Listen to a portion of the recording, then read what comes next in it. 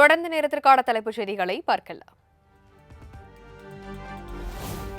சென்னையில் புதிதாக பெயர் சூட்டப்பட்ட சாலை பெயர் பலகைகளை திறந்து வைத்தார் முதலமைச்சர் மு.க.ஸ்டாலின். தமிழ்நாடு பாடநூல் மற்றும் கல்வியியல் பணிகள் கழகத்தின் சார்பில் 26 புதிய நூல்களை வெளியிட்ட முதலமைச்சர் பல்வேறு கட்டிடங்களையும் திறந்து வைத்தார்.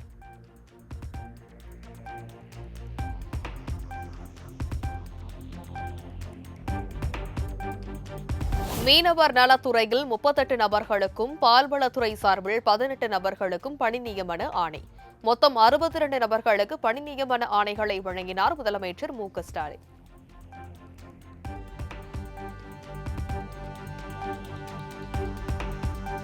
நெல்லையில் பாஜக மூத்த நிர்வாகிகளுடன் மாநில தலைவர் நைனா நாகேந்திரன் முக்கிய ஆலோசனை. டிடிவி தினகரன், ஓபிஎஸ்ஐ மீண்டும் கூட்டணிக்கு கொண்டு வருவது குறித்து விவாதிக்கப்பட்டதாக தகவல்.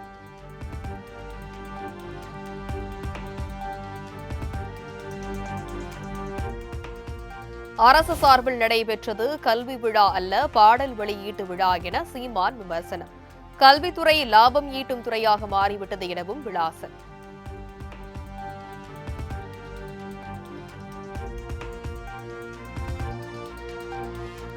வெளிநாட்டு முதலீடுகள் என்பது திமுக அரசின் ஏமாற்று வேலை என சீமான் காட்டம்.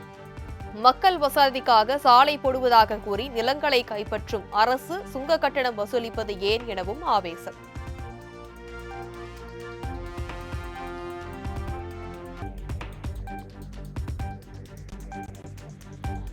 திமுக அதிமுக என்ற சனியன்களை சேர்த்து சட்டை தைத்துள்ளார் விஜய். நதக ஒருங்கிணைப்பாளர் சீமான் ஆவேசம்.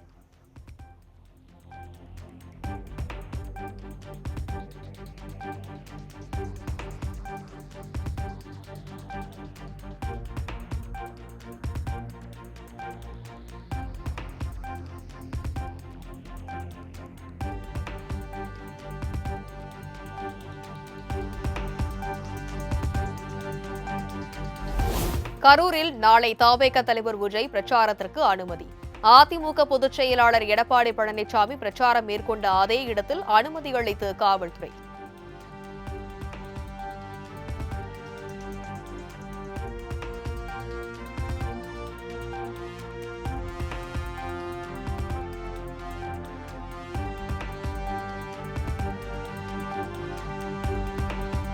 அரசியல் ரீதியாக யாரையும் சந்திக்கவில்லை என முன்னாள் அமைச்சர் செங்கோட்டையன் விளக்கம்.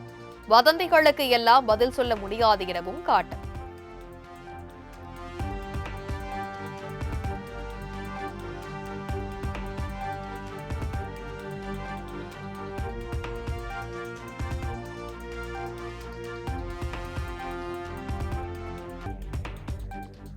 குறிப்பிட்டார்கள். என்னை பொறுத்தவரையிலும் இன்று வரையிலும் குறிப்பிடுகின்ற யாரையும் நான் சந்திக்கவில்லை என்பதும் நான் இந்த நேரத்திலே தெளிவாக தெரிவித்துக் கொள்கிறேன். இதுபோன்ற வதந்திகளை பரப்பி எனக்கு ஒரு அவப்பெயர் வர. தவேக கொடிக்கு தடை விதிக்க மறுத்த உத்தரவை ரத்து செய்ய கோரி தொண்டை மண்டல சான்றோர் தர்ம பரிபாலன சபை மேல்முறையீடு. மனுவிற்கு 6 வாரங்களில் பதிலளிக்க தவேக தலைவர் விஜய்க்கு சென்னை உயர்நீதிமன்றம் உத்தரவு.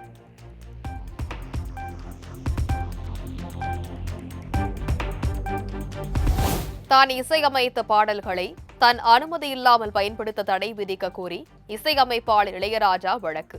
இளையராஜா இசையை பயன்படுத்தி ஈட்டிய வருமானம் குறித்த விவரங்களை தாக்கல் செய்ய சோனி நிறுவனத்திற்கு சென்னை உயர்நீதிமன்றம் உத்தரவு.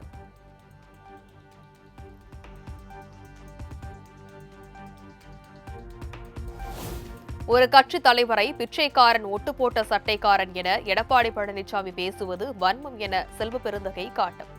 பழனிசாமிக்கு பேச தெரியவில்லை, அவரை மன்னித்து விடுவோம், விட்டுவிடுங்கள் என பேட்டி.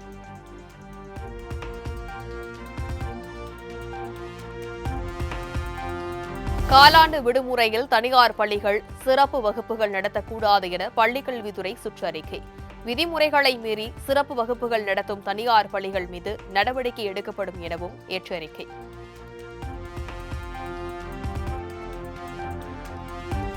சென்னை உயர்நீதிமன்றத்தின் நிரந்தர நீதிபதிகளாக நியமிக்கப்பட்ட செந்தில்குமார், அருள்முருகன் ஆகியோர் பதவியேற்பு. இருவருக்கும் சென்னை உயர்நீதிமன்ற தலைமை நீதிபதி ஸ்ரீவஸ்தவா பதவி பிரமாணம் செய்து வைத்தார்.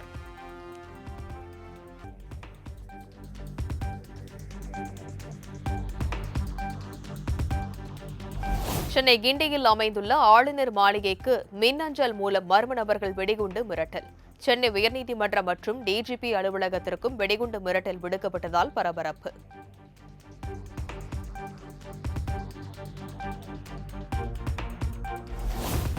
கள்ளக்குறிச்சி மாவட்டம் கல்வராயன் மலையில் துப்பாக்கியால் சுட்டு இளைஞர் கொலை. கோழியை சுட்டபோது குறி தவறி இளைஞர் மீது துப்பாக்கி குண்டு பாய்ந்ததில் சம்பவ இடத்திலேயே உயிரிழந்த சோகம்.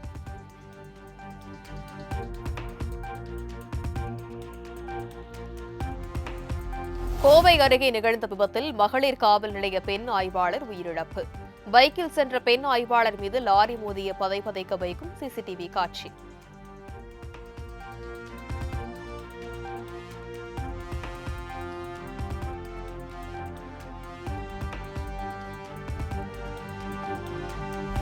செஞ்சி அருகே சர்க்கரை ஆலையில் பாய்லர் வெடித்து இளைஞர் உயிரிழப்பு.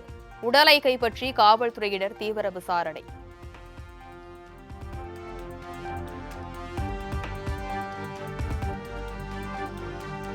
காஞ்சிபுரம் மாவட்டம் உத்தரமேரூரில் விவசாயிகள் போராட்டம். அதிகாரிகள் அலட்சியத்தால் நெல்மணிகள் மழையில் நனைந்து முளைத்து விட்டதாக வேதனை.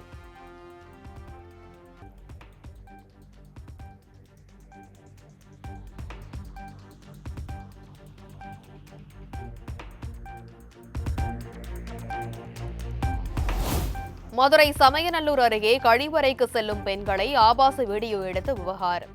மின்சார வாரிய அலுவலக ஊழியர் கைது.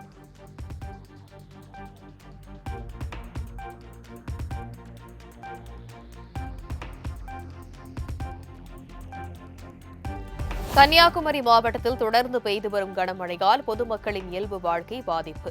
அணைகளின் நீர்பிடிப்பு பகுதிகளில் மழை பெய்து வருவதால் அணைகள் வேகமாக நிரம்பியதால் ஆறுகளில் வெள்ளப்பெருக்கு.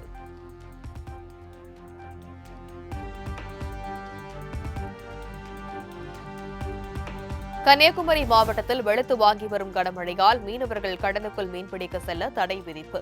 குளச்சல், முட்டம், தேங்காய்பட்டணம் மீன்பிடி துறைமுகங்களில் 6000க்கும் மேற்பட்ட ஃபைபர் படகுகள் நிறுத்தி வைப்பு.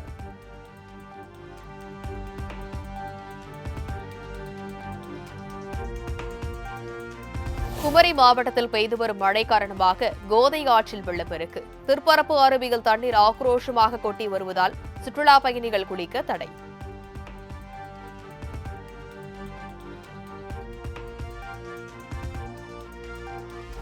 தென்காசியில் தொடர் மழை காரணமாக குற்றாலம் அருவிகளில் வெள்ளப்பெருக்கு. பொதுமக்கள் நலன் கருதி குளிக்க தடை விதிப்பு.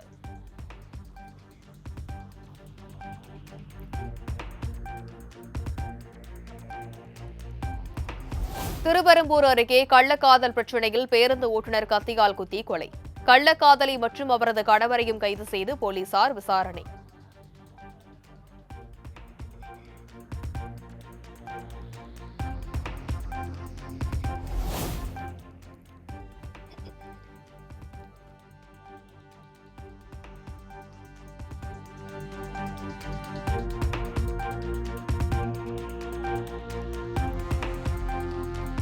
திருவள்ளூர் மாவட்டம் எலாவூர் சோதனைச் சாவடியில் லஞ்ச ஒழிப்புத்துறை அதிகாரிகள் அதிரடி சோதனை.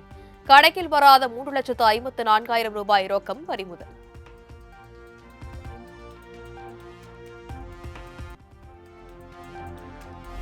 கோவை மாவட்டம் சூலூர் அருகே சாதி மறுப்பு திருமணம் செய்த மகளை கடத்தி செல்ல முயன்ற விவகாரம். பெண்ணின் தாய், தந்தை உட்பட 7 பேரை கைது செய்து சிறையில் தள்ளிய போலீசார்.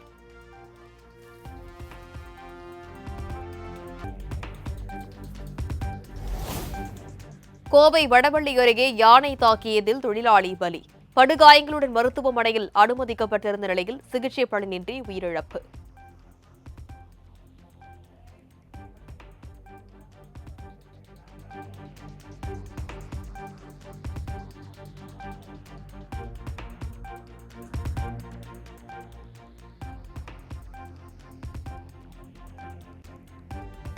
குடியாத்தம் அருகே நவராத்திரி விழாவை முன்னிட்டு 24 லட்சம் ரூபாய் நோட்டுகளால் அலங்கரிக்கப்பட்ட தனலட்சுமி அம்மன்.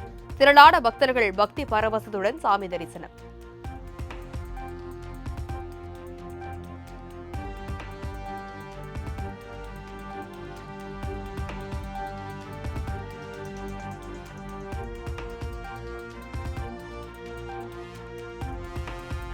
இந்திய விமானப்படையில் 60 ஆண்டுகால சேவையை முடித்துக் கொண்ட MiG-21 ரக போர் விமானம் சண்டிகரில் நடைபெற்ற விடைபெறும் நிகழ்ச்சியில் போர் விமானத்திற்கு விமானப்படை வீரர்கள் மரியாதை.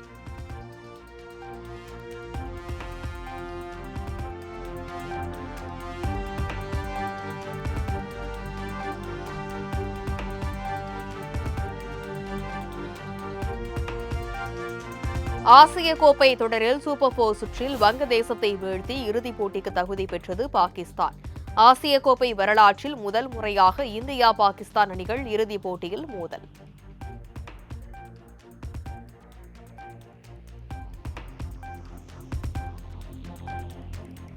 ஆசிய கோப்பை கிரிக்கெட் தொடரில் சூப்பர் 4 சுற்றில் இந்தியா இலங்கை அணிகள் இன்று மோதல். வெற்றி பெறும் முனைப்பில் இரு அணி வீரர்களும் தீவிர பயிற்சி.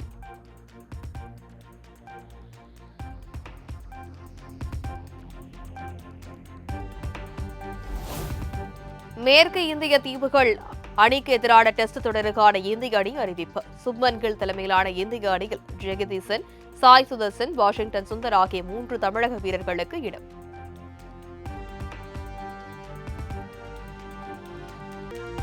சென்னையில் ஆபரண தங்கத்தின் விலை சவரனுக்கு 320 ரூபாய் உயர்வு. ஒரு சவரன் தங்கம் 84,400 ரூபாய்க்கு விற்பனை.